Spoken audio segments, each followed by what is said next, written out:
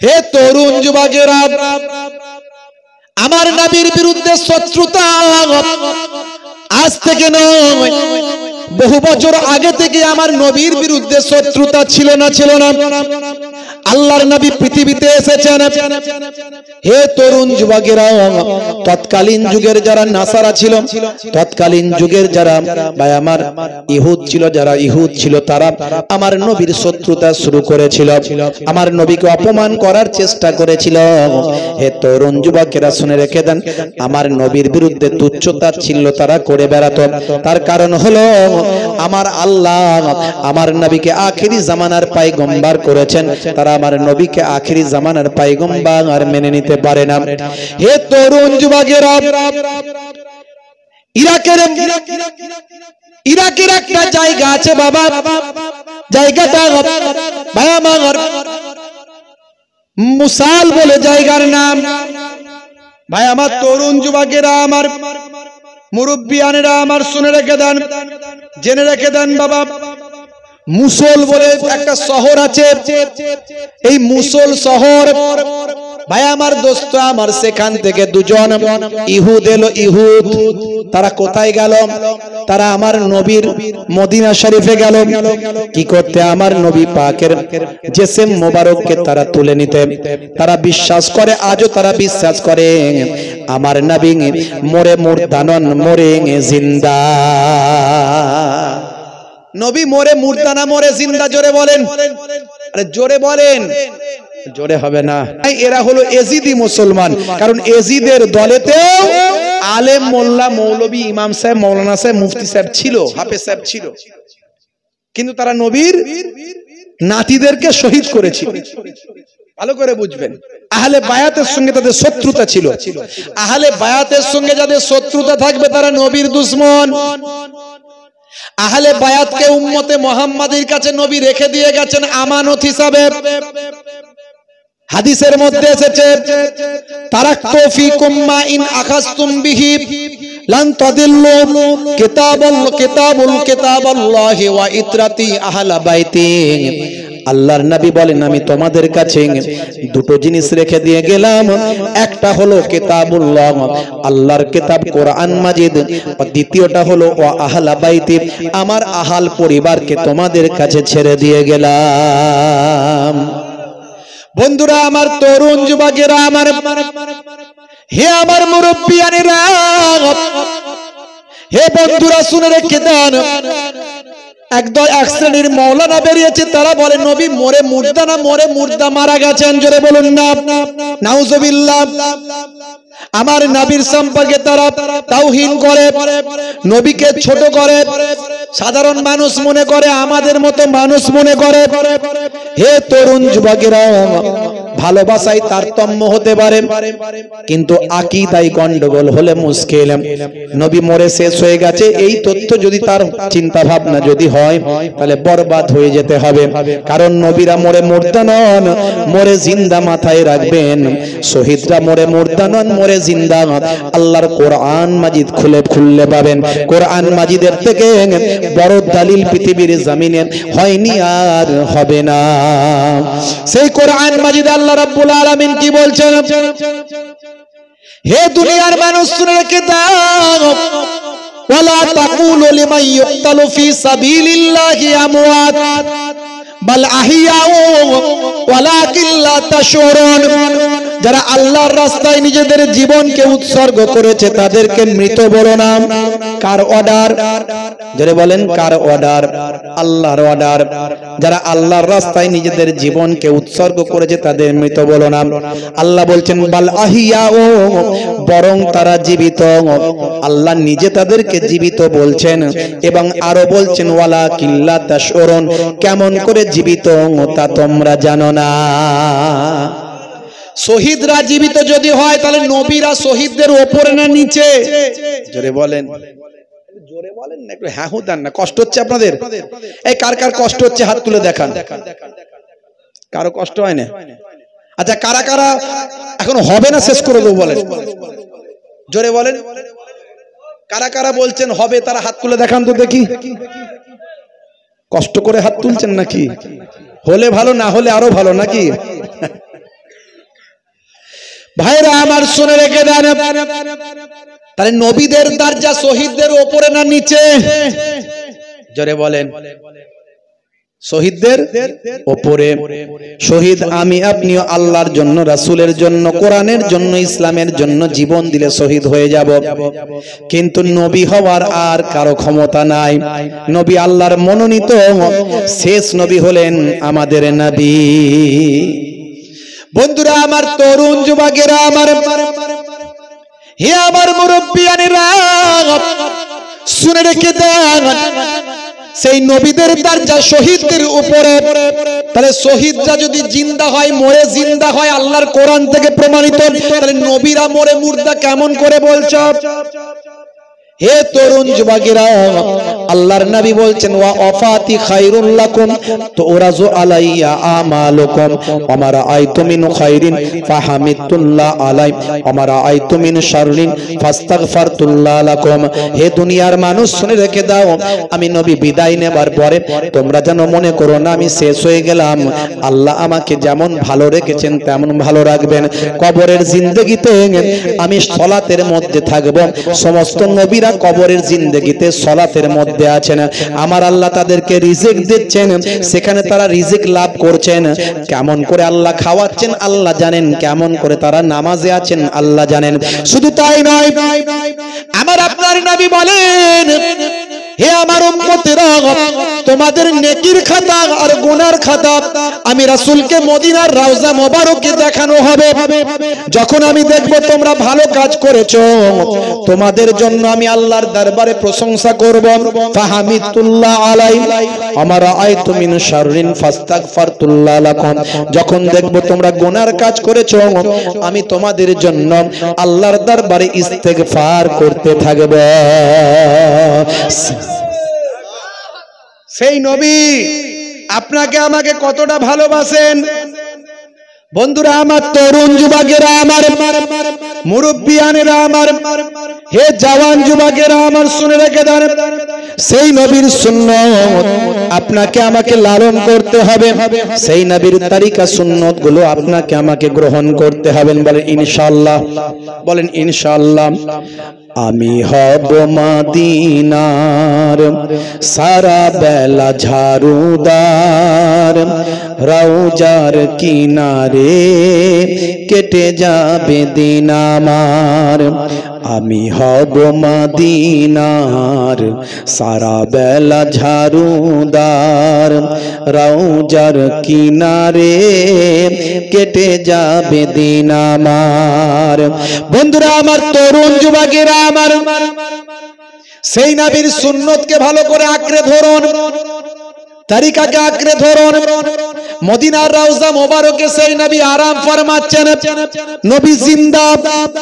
তাহলে মুসল শহরের দুইজন ইহুদ, দুইজন নবীর দুশ্মন, তারা চিন্তা করলো নবী জিন্দা, তারাও বিশ্বাস করে, কথা ঠিক না ভুল? তারা চিন্তা করলো যদি নবীর জিসম মোবারককে তুলে নিয়ে চলে আসতে পারি, পৃথিবীর মানুষকে তারপর চ্যালেঞ্জ করতে পারবো। তোমরা হে পৃথিবীর মানুষ বলো নবী জিন্দা, তো নবীকে কবরটা খুলে দেখাও নবী কেমন জিন্দা আছে। সালটা হলো 557 হিজরি, হিজরি সনের 557 হিজরি।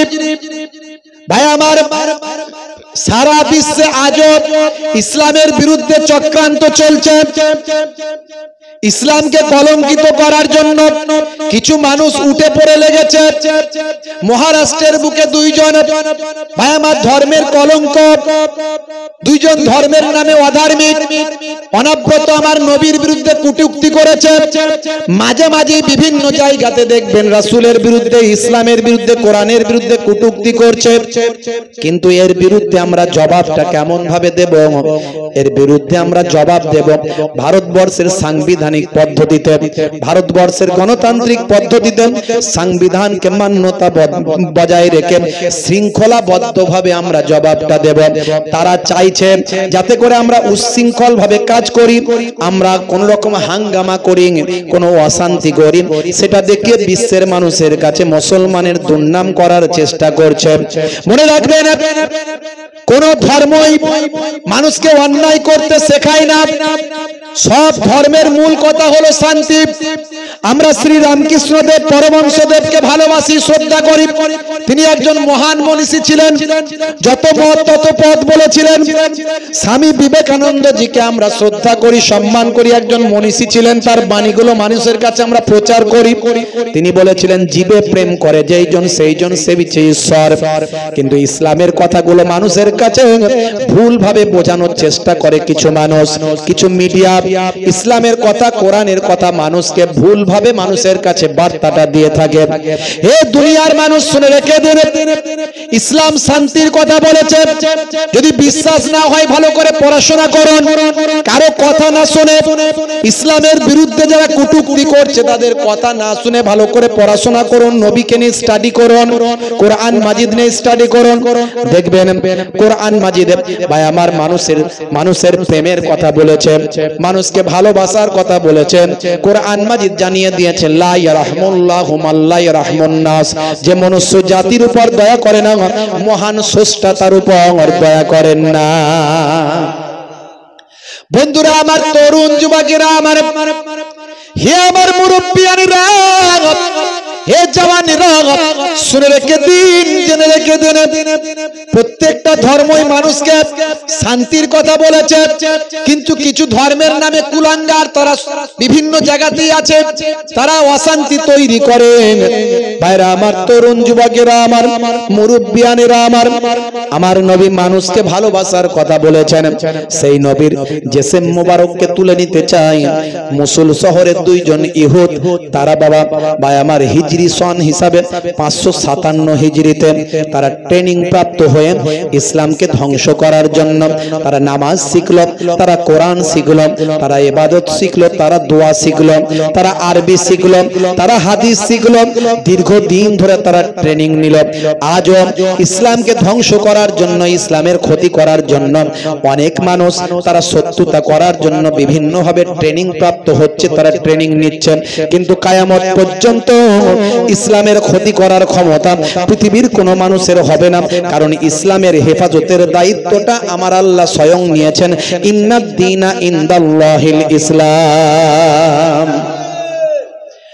হে তরুণ যুবকেরা, আমার নবীর সম্মান পৃথিবীর বড় বড় মনীষীরা তারা আমার নবীর সম্মান করেছেন। বাপ এনসাইক্লোপিডিয়া বিশ্বকোষের রাইটার বলেছেন, মুহাম্মদ সাল্লাল্লাহু আলাইহি ওয়াসাল্লাম has been the most practical and most successful of all prophets. Muhammad সাল্লাল্লাহু আলাইহি ওয়াসাল্লাম একজন অতি বাস্তববাদী এবং অতি সফলকামী সমস্ত নবীদের চেয়ে। জোরে বলুন সুবহানাল্লাহ। ভাই আমার, ঐতিহাসিক স্মিথ বলেছেন, by a fortune absolutely unique in history, ইতিহাসের বিরল চরিত্র হলেন প্রফেট মুহাম্মাদুর রাসূলুল্লাহ। মুহাম্মদ সাল্লাল্লাহু আলাইহি ওয়াসাল্লাম is A three fold founder, তিনি তিনটে ফোল্ডের প্রতিষ্ঠাতা। অফ এ নেশন, একটা জাতির, একটা সমাজের এবং একটা রিলিজিয়াস, একটা ধর্মের।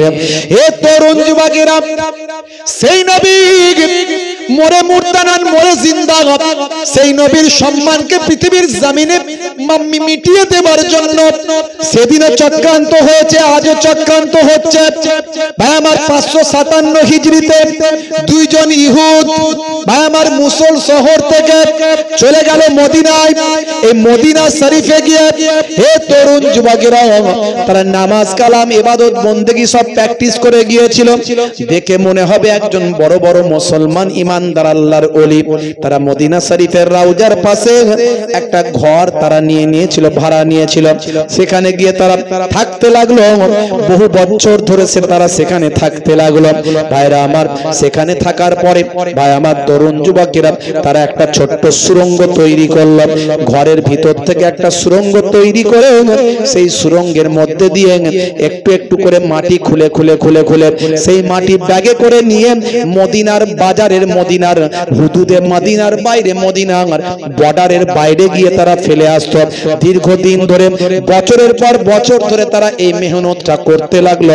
তাদের উদ্দেশ্য হলো একটা, রাসূলের জিসম মোবারককে তুলে নিয়েছেন, সেই জায়গাকে খালি করে দেওয়া, তারপরে পৃথিবীর মুসলমানদের কাছে চ্যালেঞ্জ করা, তোমাদের নবী হলেন জিন্দা, কবরের ভিতর জিন্দা জীবিত আছেন, তোমরা বলো নবীর জিসমটা পচে না, গলে না, সরে না, দেখাও তো দেখি। চ্যালেঞ্জ করছি, তোমার নবীর কবরটা খুলে নবীকে একবার বের করে দেখা। এই হলো তাদের উদ্দেশ্য।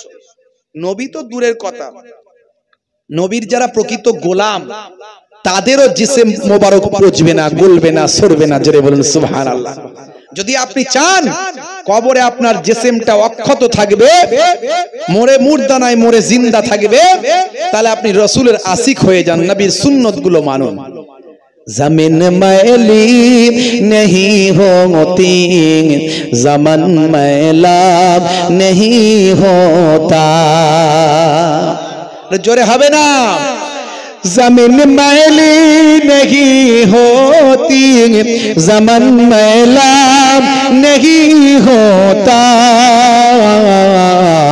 मोहम्मद के गुलामों का कफन मैला नहीं होता। अरे जोरे हवे ना, अरे जोरे हवे ना भाईरा आमार, तरुण जुवकेरा आमार, তাহলে নবীর একজন গোলামের শরীর জিন্দা থাকবে, মরে মুর্দা নাই, মরে জিন্দা। যারা আল্লাহর মাহবুব বান্দা হবে, চার শ্রেণীর মানুষের কথা কোরআনে এসেছে, তারা হলো আল্লাহর বন্ধু। আল্লাহর বন্ধুরা মরে মুর্দা নন, মরে জিন্দা থাকবে। মিনান নাবিয়িনা ওয়াস সিদ্দিকিনা ওয়াস শুহাদাই ওয়াস সালিহিনা ওয়া হাসুনা উলাইকা রাফিকা। এই চার দল হলো আল্লাহর উত্তম বন্ধু। নবীরা, শহীদরা, শোভায় আমার সালেহিনরা, ইবাদতকারীরা, আর সিদ্দিক মানে সত্যবাদী আল্লাহর মাহবুব বান্দারা। এই চার দলের মধ্যে দুই দল, আমরা এক দল হতে পারবো না, বাকি তিন দলের ভিতরে একটা দল হতে পারবো। হে তরুণ যুবকেরা, তাহলে কবরে জিন্দা জীবিত থাকবো, আল্লাহর ইবাদত করে, রাসূলের সুন্নাত মেনে। বলুন ইনশাআল্লাহ, বলুন ইনশাআল্লাহ। পারবো তো নাকি? বলেন ইনশাআল্লাহ। মরে মাটির সঙ্গে পচে যেতে চান না মরে জিন্দা থাকতে চান? ভাই আমার, 24 ঘন্টা পরে সবচেয়ে আগে কবরে দেওয়ার 24 ঘন্টা পরে সবচেয়ে আগে কি হবে? মানুষের শরীর পেটের পেট থেকে পোকাগুলো পায়ুদার দিয়ে বেরোতে থাকবে, কারণ তারা আর অক্সিজেন ছাড়া পেটের ভিতরে থাকতে পারবে না। তারা পায়ুদার দিয়ে বেরোতে থাকবে পোকাগুলো 24 ঘন্টার মধ্যে কবরে দেওয়ার। এই বেরোতে বেরোতে দেখা গেল পোকায় ভর্তি, পুরো আশপাশের পোকা পোকায় পোকা তৈরি করবে, কবরটা স্তূপ হয়ে যাবে। ভাইরা আমার, 3 দিন পরে সবচেয়ে প্রথম নখগুলো খুলে যাবে, ঝরে যাবে, আলগা হয়ে যাবে, নখ অটোমেটিক আলগা হয়ে যাবে। 6 দিনের মাথায় হে তরুণ যুবকেরা, চুলগুলো সব আস্তে আস্তে খুলতে থাকবে। 9 দিন পরে পেটটা ফুলে যাবে বাবা, অনেকটা ফুলে যাবে। 17 দিনের মাথায় পেটটা দুম করে বাস্ট হয়ে যাবে, ফেটে যাবে। সারা শরীরের গোস্ত পোস্তগুলো পোকায় আর পোকায় গিজগিজ করতে থাকবে কবরের ভিতর। হে তরুণ যুবকেরা, মাত্র 60 ডেজ, 60 দিনের মধ্যে পোকায় গোস্তগুলো খেয়ে প্রায় ফাঁকা করে দেবে। 90 দিনের মধ্যে গোস্ত ভাই আমার সব খাওয়া শেষ, হাড় হাড্ডি জয়েন্ট গুলো খুলতে শুরু করবে। 1 বছরের মধ্যে হাড় হাড্ডির কিছু অংশ ছাড়া কবরের ভিতর আর কিছু থাকবে না। যদি আপনি আল্লাহ ওয়ালা হয়ে যান, আমার আল্লাহর কুদরতি ক্ষমতা কিয়ামত পর্যন্ত কবরে ঘুমিয়ে থাকবেন। আপনার জিসম মোবারকটা কবরে থাকবে, আপনার জিসম পোকা খাওয়া তো দূরের কথা, মাটিতেও ময়লা হবে না। আজ থেকে প্রতিজ্ঞা করুন, রাসূলের সুন্নাত ছাড়বেন না। ভালো করে তাকিয়ে দেখুন, শুনুন। সেই নবীকে জেসেম মোবারক থেকে বের করার জন্য দুইজন ইহুদ মদিনা শরীফে গিয়ে ঘর ভাড়া নিয়ে বছরের পর বছর ধরে একটু একটু করে নামাজ পাটির তলায় সুরঙ্গ তৈরি করেছে। নামাজ পাটির তলায় একটু একটু করে রাতের অন্ধকারে আস্তে আস্তে করে খোঁড়ে আর ব্যাগে করে ঢুকিয়ে রাখে। সময় পেলে বাইরে গিয়ে মদিনার বর্ডারে গিয়ে বাইরে গিয়ে ফেলে দিয়ে আসে।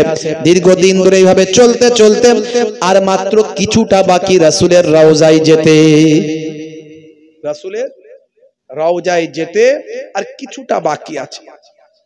বাপেরা আমার, বাগদাদের একজন বিখ্যাত সুলতান, সুলতান নুরউদ্দিন জঙ্গি, নুরউদ্দিন জঙ্গি স্বপ্ন দেখছেন, হে তরুণ যুবকেরা, বাগদাদের জমিনে একজন সুলতান, ন্যায়পরায়ণ রাসূলের আশিক, আল্লাহর মাহবুব বান্দা একজন সুলতান, সুলতান নুরউদ্দিন জঙ্গি স্বপ্ন দেখছেন।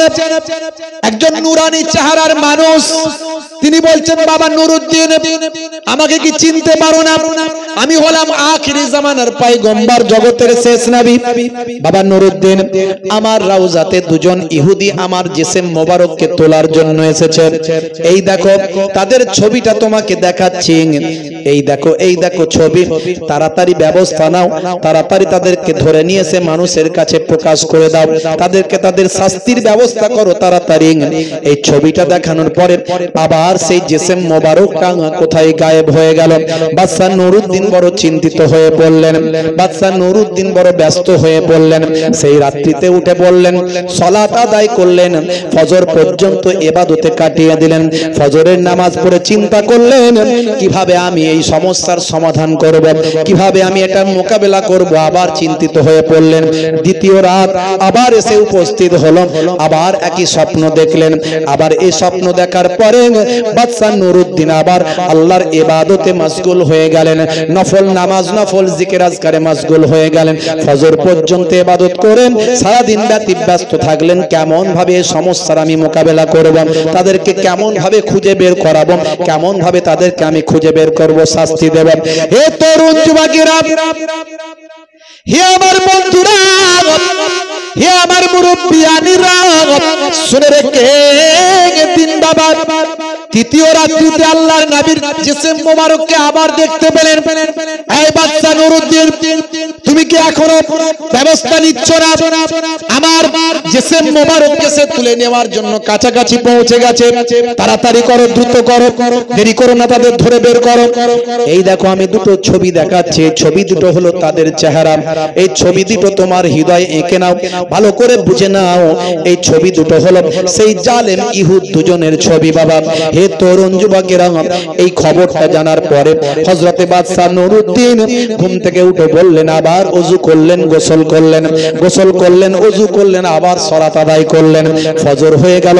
সকালবেলা মন্ত্রীকে ডাকলেন, উজিরদের ডাকলেন, ভাই আমার নিজের সহচরদের ডেকে বললেন, তাড়াতাড়ি সৈন্য ঠিক করো, তাড়াতাড়ি আমার সৈন্য সামন্ত রেডি করো, আমি মদিনা শরীফে যাব। আমি কাউকে কিছু এখন বলবো না। কেন যাব মদিনা কাউকে জানাতে চাই না। হে তরুণ যুবকেরা, হে আমার বন্ধুরা, 557 হিজরিতে বাদশা নুরউদ্দিন জঙ্গি 16,000 সৈন্য নিয়ে, 16,000 সৈন্য নিয়ে, ঘোড়া, হাতি, বিভিন্ন তৎকালীন যুগের ভাই আমার যা কিছু যুদ্ধাস্ত্র ছিল সব কিছু নিয়ে সোজা মদিনা শরীফে গেলেন। মদিনার মানুষেরা দেখে অবাক হয়ে গেল, সুলতান এসেছেন, বাদশা এসেছেন বলে কথা। বাদশা যা আপনা কি ব্যাপার আপনি বলুন। বাদশা সেই সময় বললেন, আমি রাসূলের দরবারে একটু জিয়ারত করতে এসেছি, আর রাসূলের দরবারে থেকে কয়েকদিন রাসূলের মেহমানদের খেদমতে এর চিন্তা নিয়ে এসেছে। রাসূলের সমস্ত মেহমানদের, মদিনার মানুষদের, আগত হাজীদের আমি প্রত্যেককে একটু আমার পক্ষ থেকে দাওয়াত করে খাওয়াতে চাই। হে তরুণ যুবকেরা, হে আমার বন্ধুরা, হে আমার মুরব্বিয়ানিরা, শুনে রেখে দিন বাবা, 2 সপ্তাহ ধরে মদিনার মানুষদের তিনি দাওয়াত করে খাওয়াতে লাগলেন।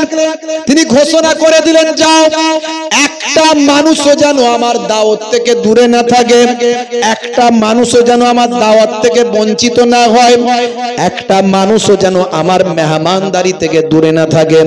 এমন কোন মানুষ নাই যেন আমার মেহমান হয়নি, এমন যেন না হয়।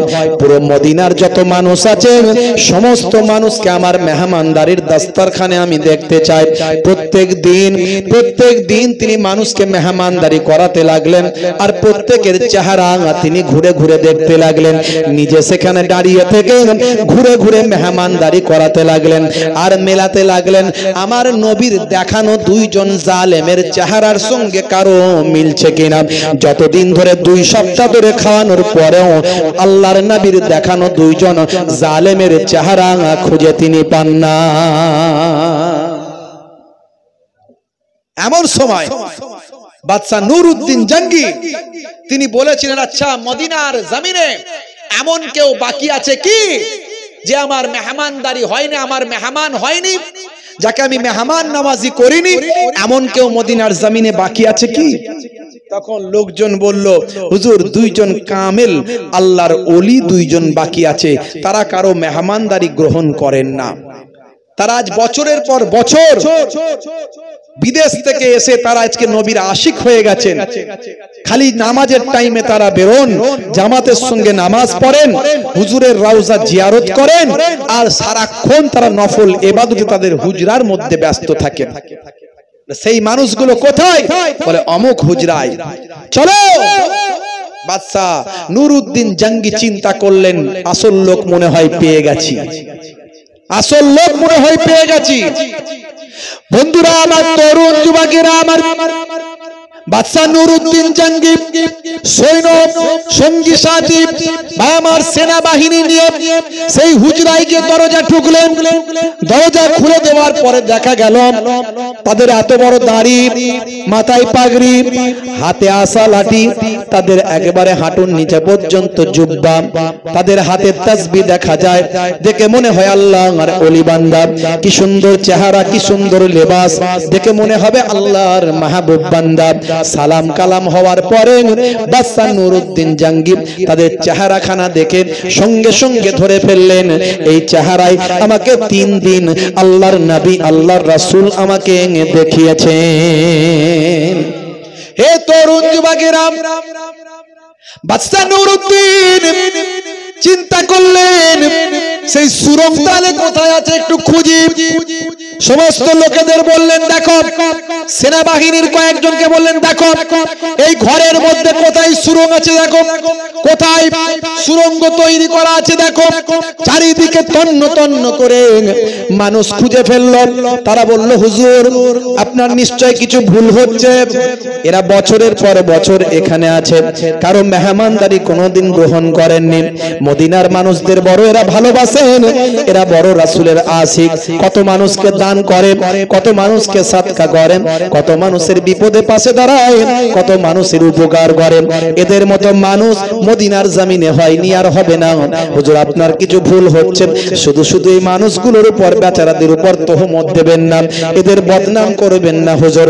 মদিনার মানুষেরা, তার নিজের সঙ্গী সাথীরা, মদিনার খাদেমেরা এই কথা বলতে লাগলেন।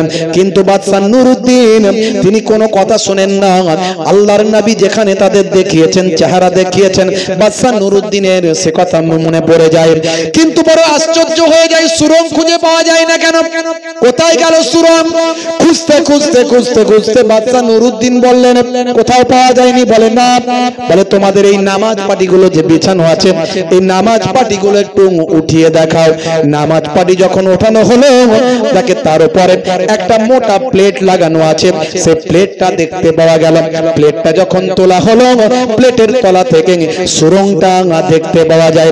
বাদশা নুরউদ্দিন বলল, ধরো তাড়াতাড়ি এদের বেঁধে ফেলো, মদিনার মার্কেটে নিয়ে যাও। মদিনার মার্কেটে নিয়ে গিয়ে ভাই আমার 11-20 খানা তক্তপোষ দিয়ে 20 খানা তক্তপোষের উপরে দুজনকে বেঁধে ফেলো। হে তরুণ যুবকেরা, হে আমার বন্ধুরা, 2 জন জালেম রাসূলের জিসিম মোবারক বের করার চক্রান্ত করেছিল, সেই চক্রান্ত আজও চলছে। কিভাবে আমার নবীকে অসম্মান করে, নবীর বিরুদ্ধে কটূক্তি করে, কোরআনকে পুড়িয়ে দিয়ে জ্বালিয়ে দিয়ে মুসলমানদেরকে সারা বিশ্বের মানুষের কাছে খারাপ করে দিয়ে মুসলমানদের বিরুদ্ধে ষড়যন্ত্র করে মুসলমানদের হই হুল্লোড় করতে বাধ্য করিয়ে মুসলমানদেরকে পথে নামতে বাধ্য করিয়ে।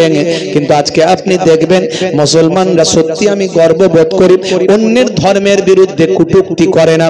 কখনো কখনো চক্রান্তের শিকার হয়ে কাউকে দিয়ে করানো হয়েছে কিংবা কেউ সেজে করেছে, কিন্তু মুসলমান সাধারণত অন্যের ধর্মকে আঘাত করে না। কিন্তু ইসলামের উপর বারবার অন্যরা আঘাত করেছে। আমার নবীর নিয়ে সিনেমা তৈরি হয়েছে, আমার নবীকে নিয়ে বা আমার কার্টুন তৈরি হয়েছে, আমার নবীকে নিয়ে বই লেখা হয়েছে, আমার নবীকে নিয়ে কত কটূক্তি গালমন্দ করা হয়েছে। নবীজি যখন মদিনায় যায় বাচ্চারা তখন ওয়েলকাম জানায়। বলুন না সুবহানাল্লাহ, জোরে হবে না? নবীজি যখন মদিনায় যায় বাচ্চারা তখন ওয়েলকাম জানায়। ওয়াজাবা শুকরু আলাইনা কয় মিন সানিয়াতিল বিদা জানায়। আল্লাহুম্মা সাল্লি আলা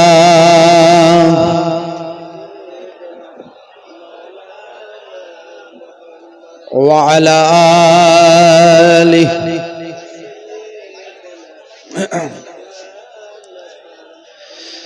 মিষ্টি মুখেরি মিষ্টি কথা,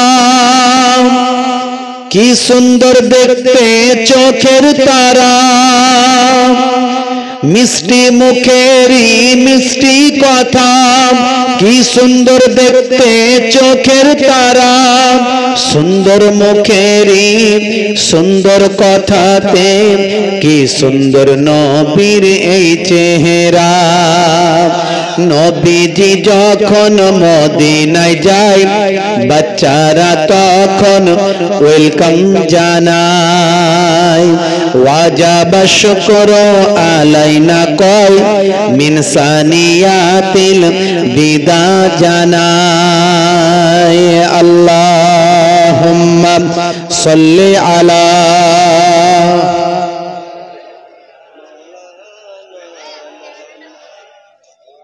ওয়ালা আলি।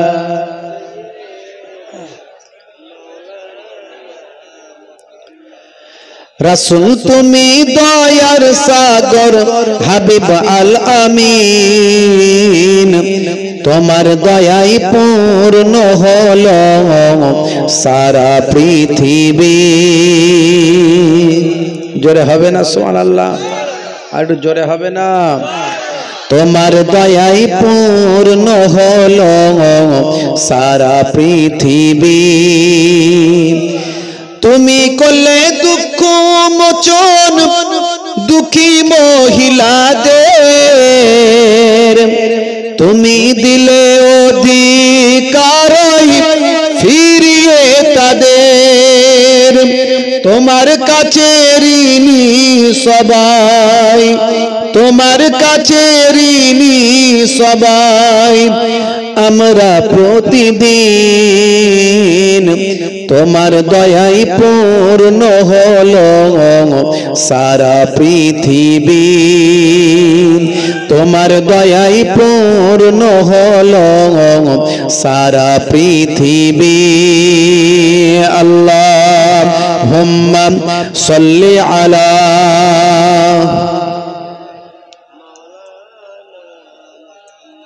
ওয়ালা আলিহি।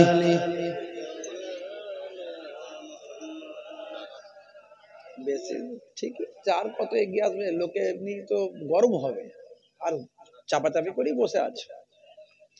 দরুদ শরীফ আল্লাহুম্মা সাল্লি আলা, জোরে সে পড়ে, সাইয়্যিদিনা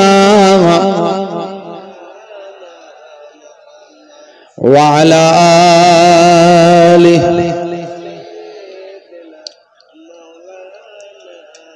দরুদ শরীফের ফজিলত বাপ অনেক, হাদিস পাকের মধ্যে এসেছে মান সাল্লা আলাইয়া ওয়াহিদাতান সাল্লাল্লাহু আলাইহি আশারা, যে ব্যক্তি আমি রাসূল পাকের উপর একবার দরুদের নজরানা পেশ করবে আমার আল্লাহ তার উপর 10টা রহমতের করুণা দয়া বর্ষণ করে দেবেন। শুধু তাই নয়, কোন দোয়া আল্লাহর দরবারে কবুল হবে না যতক্ষণ না তাদের দরুদের নজরানা পেশ না করা হবে। আল্লাহ তাআলার দরবারে ওই দোয়াটা কবুল হবে যে দোয়ার মধ্যে দরুদের নজরানা থাকবে। জোরে বলুন সুবহানাল্লাহ। তো সেই দরুদ শরীফের ফজিলত বাপ অনেক। দরুদ শরীফ যখন পড়া হবে তখন কেউ মুখ বন্ধ করে রাখবেন না, সবাই পড়তে থাকুন। এই দরুদের ফজিলত বিশাল, অনেক অনেক দেয়া হয়েছে। মহাব্বতের সঙ্গে ভক্তি ভরে পড়ুন দরুদ শরীফ। আল্লাহুম্মা সাল্লি আলা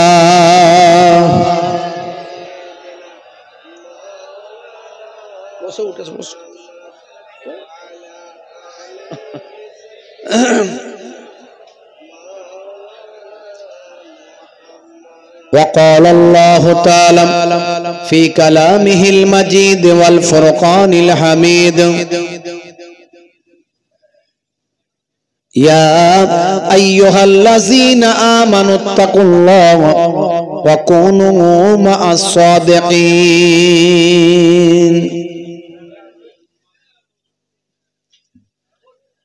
وقال الله تعالى أيضا في كتابه مخبرا وما رميت إذ رميت ولكن الله رمى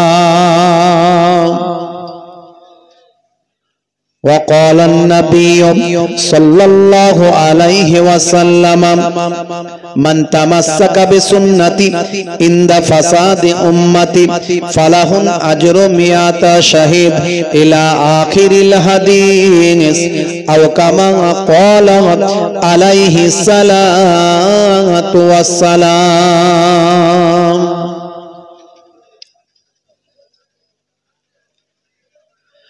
وقال النبي صلى الله عليه وسلم ووفاتي خير لكم تعرض علي أعمالكم وما رأيت من خير فحمدت الله عليه وما رأيت من شر فاستغفرت الله لكم إلى آخر الحديث أو كما قال عليه الصلاة والسلام وقال النبي صلى الله عليه وسلم سبع تجري للعبد بعد موته وهو في قبره من علم علما أو كسر نهرا أو حفر بيرا أو غرس نخلا أو بنى مسجدا أو ورث مصحفا أو ترك ولدا يستغفر له بعد موته إلى آخر الحديث أو كما قال عليه الصلاة والتسليم শ্রদ্ধেয় সম্মানীয় আজকের সভার সভাপতি, মঞ্চে উপবিষ্ট আমার বাপজি বসে আছেন, সামনে আছেন আমার পিতৃতুল্য বাপেরা আছেন, জওয়ান যুবকেরা আছেন, স্নেহের বাচ্চারা আছেন, মাইক্রোফোনের আওয়াজে কান লাগিয়ে আছেন আমার জননী মায়েরা বোনেরা আছেন, দূর দূরান্তে অবস্থিত অবস্থিতা জাতি ধর্ম বর্ণ নির্বিশেষে শ্রোতা বন্ধুরা আছেন। প্রত্যেককে ফুরফুরা দরবার শরীফ ছোট হুজুর পীর কেবলা রহমাতুল্লাহ আলাইহির মেয়ে ছেলে নাতি, মায়াপুর পিননগরী হুজুর পীর কেবলা রহমাতুল্লাহ আলাইহির ছেলের ছেলে পৌত্র আমার হরিণখোলা দরবার শরীফের পক্ষ থেকে আমি মোহেবুল্লাহ হুসাইনি, আপনাদের ভাই, আপনাদের ঘরের ছেলে, আপনাদের প্রত্যেককে আন্তরিক সালাম শুভেচ্ছা ভালোবাসা জ্ঞাপন করি। আল্লাহ পাকের রহমত সমস্ত ঈমানদারির উপর হোক, জোরে বলুন আল্লাহুম্মা আমিন। খুব অল্প সময়ের জন্য কিছু আলোচনা, দীর্ঘ সময় ধরে যোগ্য আলেম সুনামধন্য বক্তা, আপনাদের অত্যন্ত প্রিয় মানুষ মাওলানা মুফতি আরিফুর রহমান সাহেব, আমার অত্যন্ত প্রিয় মানুষ। তিনি আলোচনা করেছেন, আলহামদুলিল্লাহ আপনারা সমৃদ্ধ হয়েছে। আমাকে ভাইয়েরা বলেছেন একটুখানি আগামী বছরের দানও হুজুর বলতে হবে, তুলতে হবে, না জলসা করব কি করে। সেই দিকে সময় রেখে আমাকে আলোচনা করতে হবে। হাতে সময় কম, খুব অল্প সময়ের জন্য দু চারটি কথা বলবো। বাবা মার শোনার মতো যদি শুনতে পারেন, আর আল্লাহ যদি আমাকে বলার মতো বলিয়ে নিতে পারেন, ওই অল্প সময়ের আলোচনাটাই আপনারা আমার জীবনকে বদলে দিতে পারে। দয়ার নবী বলেছেন, তাদারিসুল ইলম, ইলমের দর্স নাও, ফিল লাইলে, রাতের বেলা, সাআতান, 1 ঘন্টা। 1 ঘন্টা যদি ইলমের দর্স নিতে পারো, তালিম নিতে পারো, দর্সের মতো যদি দর্স হয়, তালিমের মতো যদি তালিম হয়, খায়রুম মিন আহিয়াইহা, আল্লাহর নবী বলেন সারা জীবন নফল ইবাদতের থেকে সেটা ভালো হবে। 1 ঘন্টার আলোচনাটা সারা জীবন নফল ইবাদতের থেকে ভালো। এটা আমার নানাজান ছোট হুজুর কেবলার কথা নয়, এটা আমার দাদাজান পীরনগরী হুজুর পীর কেবলার কথা নয়, আমার আব্বাজান হরিণখোলা হুজুর কেবলার কথা নয়, এই কথাটা স্বয়ং দোজাহানের বাদশার কথা। তাই মন দিয়ে শুনতে হবে। আমরা ওয়াজ শুনি, আমাদের 30% মাথা ওয়াজের দিকে থাকে, 70% মাথা আমাদের অন্যদিকে ঘুরে বেড়ায়। দেখবেন নামাজে গেলেও দেখবেন যত দুনিয়ার চিন্তা নামাজে ঢোকে। কথা ঠিক না ভুল? যত দুনিয়ার চিন্তা, কাজ কারবার, ব্যবসা বাণিজ্য, বউ বাচ্চা, ছেলে নাতি পোতা, ছাগল গরু ভেড়া হাতি, কোনো কিছু বাদ নাই। নামাজ পড়তে দাঁড়াবেন, দুনিয়ার চিন্তা মাথায় ঢুকে যাবে। কোনটা দিয়ে সিজদা রুকু সব হয়ে গেল, পরে মনে হবে কখন করলাম, ভুলি তো গেলাম। কথা ঠিক না ভুল? যতক্ষণ না আপনি নামাজে এই যে খৌফে ইলাহি রেখে আপনি সমস্ত রকম দুনিয়ার কাজ কারবার সব কিছুকে ভুলে গিয়ে, যতক্ষণ না আপনি আল্লাহর প্রতি ন্যস্ত করতেন, আপনি সব কিছুকে ভুলে যদি ওই টাইমটা খুব কন্ট্রোল করতে পারেন, ওই নামাজটা আপনার সাল্লু কামা রাআইতুমুনি উসাল্লি, রাসূল বলেন ওইভাবে নামাজ পড়ো যেভাবে আমি রাসূলকে নামাজ পড়তে দেখো। জোরে বলুন সুবহানাল্লাহ। নামাজের মতো নামাজ হয়ে যাবে। সাহাবাই কেরামরা ওয়াজ শুনতেন, সাহাবাই কেরামরা ওয়াজ শুনতেন, উড়ন্ত পাখিগুলো মাথায় এসে বসতো, কাঁধে বসতো।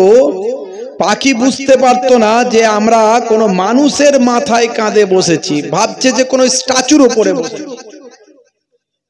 আর মানুষগুলো মানে সাহাবাই কেরামরাও বুঝতে পারতেন না, এমন মনোযোগ দিয়ে ওয়াজ শুনতেন রাসূলের জবান মোবারক থেকে যে আমাদের কাঁধেতে কোনো পাখি, মাথায় পাখি এসে বসে আছে, সাহাবাই কেরামরা টের পেতেন না, বুঝতে পারতেন না। আর আমরা আলোচনা শুনি, একটা যদি এখানে নামি দামি একটা ভালো মডেলের গাড়ি চলে আসে, দেখবেন তাকে দেখার জন্য 10টা ছেলে উঠে চলে যাবে। কোথায় একটা হইচই যদি লেগে যায়, সঙ্গে সঙ্গে দেখবেন 100 জন ফাঁকা হয়ে যাবে। কি হলো রে বাবু, যাই। আমাদের ওয়াজ যেমন বক্তা তেমন শ্রোতা। আর নবীর যুগে নবীও যেমন বক্তা ছিলেন, আর সাহাবারাও তেমন শ্রোতা ছিলেন। তা আমাদের একটু চেঞ্জ করতে হয় বাবা, পরিবর্তন হতে হবে। গতানুগতিক আপনার জীবন চালনা করলে চলবে না। সারা জীবন একই রকম থাকবো, কোনো পাল্টাবো না, এই মানসিকতা রাখলে ওয়াজ শুনে তার কোনো ফায়দা হবে না। আল্লাহ রাব্বুল আলামিন কোরআন মাজিদে তাই বলছেন, হে নবী ফাযাক্কির ফাইন্না যিকরা তানফাউল মুমিনিন। You keep telling, believers will benefit. আল্লাহ নবীকে আল্লাহ বলছেন, হে নবী আপনি বলতে থাকুন, আপনার বলাটা মুমিন যারা হবে তাদের উপকারে লাগবে। আমার নবী ওয়াজ করেছিলেন, আবু বকর সিদ্দিক হুজুরের উপকারে লেগেছিল, ওসমান জিন্নুরাইনের উপকারে লেগেছিল, আলী মুর্তজা হুজুরের উপকারে লেগেছিল, ওমর ফারুক হুজুরের উপকারে লেগেছিল, কিন্তু আবু জাহিলের কোনো উপকারে লাগেনি, আবু লাহাবের কোনো উপকারে লাগেনি, উতবা সাইবার কোনো উপকারে লাগেনি। পরবর্তীকালে আবু সুফিয়ান, আল্লাহর নবী যখন মক্কা বিজয় করেছিলেন তখন তিনি ঈমান কবুল করেছিলেন, তার আগে পর্যন্ত তার উপকারে লাগেনি। তাহলে উপকারে লাগাটা ঈমানদার হলে তার লাগবে। এখন ওয়াজ হুজুররা সারা জীবন করছে, দেখবেন এমন কিছু মানুষ আছে ওয়াজ কিন্তু শোনে, কিন্তু সকালবেলা হলেই লাল পানি চালায়, আছে না নাই? সকালবেলা হলেই লটারির টিকিট কাটতে যায়, ভাগ্য পরীক্ষা করতে যায়, আছে না নাই? দোকানে ঠকানো শুরু করে দেয়, দোকানে ব্যবসা করছে সেখানে ঠকবাজি করছে, কালোবাজারি করছে। তাহলে ওয়াজ শুনে তাদের কোনো ফায়দা হচ্ছে না। এত আওয়াজ করলে হবে না। কারা আছে ওদিকে? রান্নার লোকেরা রান্না করছে। বাবা মার আপনারা রান্না করলে আমরা খাবো, কিন্তু আপনারা একটু আস্তে কথা বলেন। আমরা ওয়াজ না করলে মানুষ হেদায়েত হবে না, মানুষকে কানে বাজাতে হবে, বারবার বলতে হবে। তাই তো আমরা আজকে হেদায়েত হয়েছি, যতটুকু আল্লাহ আমাদেরকে হইয়েছেন বারবার ওয়াজের মাধ্যমেই হয়েছি। কি কথা ঠিক না ভুল? তাহলে ওয়াজের দরকার আছে।